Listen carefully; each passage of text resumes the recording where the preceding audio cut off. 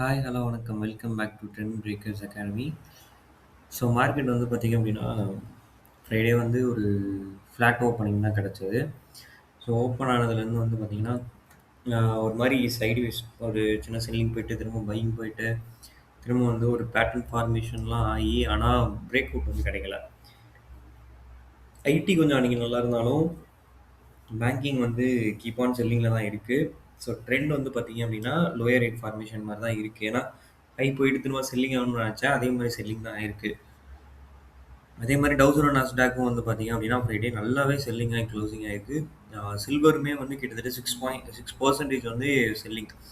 கிட்டத்தட்ட 20,000 பாயிண்ட் இறங்கியிருக்கு ஃபியூச்சர்ஸ் ஓகேங்களா? க்ரூட் ஆயில் ரேட் வந்து நல்லா ஹையா இருக்கு. கிட்டத்தட்ட அவனும் வந்து 4% பக்கம் வந்து ஏறியிருக்கான்.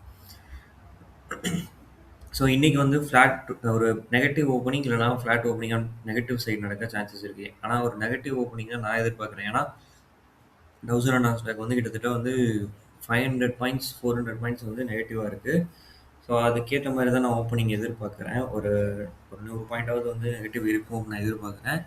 ஸோ அப்படி இருக்கும் பட்சத்தில் உங்களுக்கு வந்து 23,320 அப்படிங்கிறது வந்து சப்போர்ட் லெவலாக ஆக்ட் ஆகும்.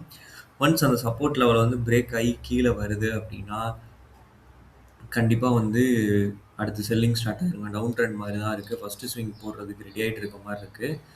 ஸோ அப்படி பார்க்கும்போது 22,600 தான் அதுக்கு அடுத்த சப்போர்ட்டா இருக்கும். ஃபர்ஸ்ட்டு வந்து 23,320 ஃபர்ஸ்ட்டு பிரேக் பண்ணுச்சு அப்படின்னா, 22,800 வந்து உங்களுக்கு அடுத்த சப்போர்ட் ஆக்ட் ஆகும்.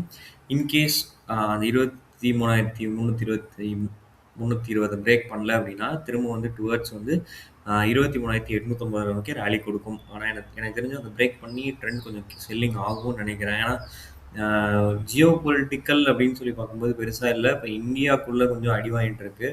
ஏன்னா பெட்ரோல், டீசல் ரேட் வந்து ஹைக் பண்ணிட்டாங்க. ஸோ இந்த மாதிரியான நியூஸஸ்லாம் போயிட்டு இருக்கனால, மேபி வந்து ஒரு சின்ன செல்லிங் இருக்கும் அப்படின்றது என்னோட எக்ஸ்பெக்டேஷன். ஓகேங்களா? இது வந்து நிஃப்டி.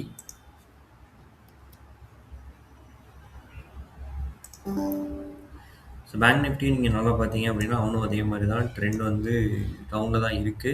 ஸோ அவனுக்கு இன்னைக்கு இன்ட்ராடேக்கு சப்போர்ட் லெவல் அப்படின்னு பார்த்தீங்கன்னா 52,600. அதை பிரேக் பண்ணுச்சு அப்படின்னா 51,000 வரைக்கும் ஃபால் ஆக சான்சஸ் இருக்குது. ஸோ இவனுக்கு வந்து அடுத்து வந்து ஜோன் ஃபுல்லாக வந்து பார்த்தீங்கன்னா பெரிய பெரிய ஃபாலாக இருக்குது. ஸோ பார்ப்போம் என்ன பண்ணுறான்னு. ஐடி திரும்ப செல்லிங்குள்ளே போகிறான்னு நினைக்கிறேன். பெருசாக ஃபால் ஆக ரெடி ஆகுதுன்னா ஸோ பெரிய செல்லிங் இருக்கும்னு நினைக்கிறேன் ஐடி செக்டாரில். ஹெச்டிஎஃப்சி பேங்க் அந்த 780 பிரேக் பண்ண ரொம்ப ஸ்ட்ரகிள் பண்ணுது. பிரேக் பண்ணுச்சுன்னா மட்டும்தான் ஒரு நல்ல மொமெண்டம் இருக்கும். ஆனால் அவன் 800 தாண்டினா தான் ஒரு நல்ல நல்ல ஒரு பாசிட்டிவ் இருக்கும். பட் வந்து அவன் அதுக்கு பிரேக் பண்ணணும். ஸோ பிரேக் பண்ண மாட்டான். ஸோ அவன் என்ன பண்ணுறான்றதை பார்க்கலாம். ரிலையன்ஸ் நான் சொன்னேன்லங்க அவன் இறங்கிடுவான் அப்படின்னு சொல்லிட்டே இருந்தேன். இப்போ மறுபடியும் 1336 வரைக்கும் வந்துட்டான். கரெக்டாக சப்போர்ட் லெவல். சரி ஒரு கேப் டவுன் ஓப்பனிங் தான் கிடைக்க போகுது. ஸோ அகைன் வந்து ஒரு செல்லிங்கில் இருக்கும் அப்படின்னு நான் எக்ஸ்பெக்ட் பண்ணுறேன். ஸோ பார்க்கலாம் இன்றைக்கி என்ன பண்ணுறாங்க அப்படின்னு சொல்லிட்டு. ரிலையன்ஸ் மறுபடியும் வந்து செல்லிங்குள்ளே தான் வரப்போகுது.